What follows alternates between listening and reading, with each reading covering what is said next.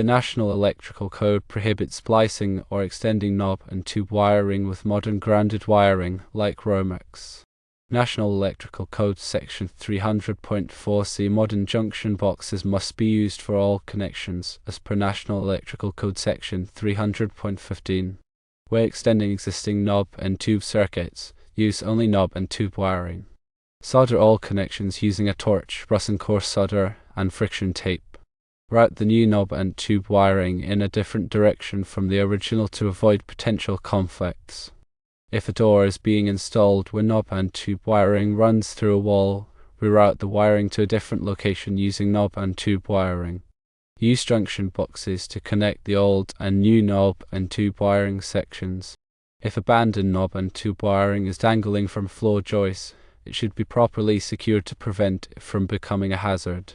It is not acceptable to back wrap and tape the abandoned wiring around a knob. To ensure safety, locate the origin of the abandoned wiring and disconnect it or remove it completely.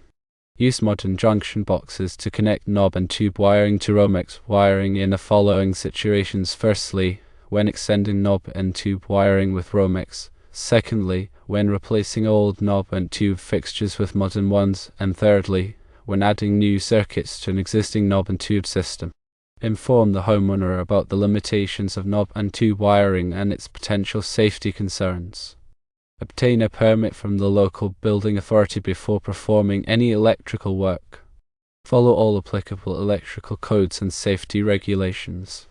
Knob and tube wiring is an outdated technology and poses certain safety risks. It is recommended to consider replacing the knob and tube system with modern wiring if possible.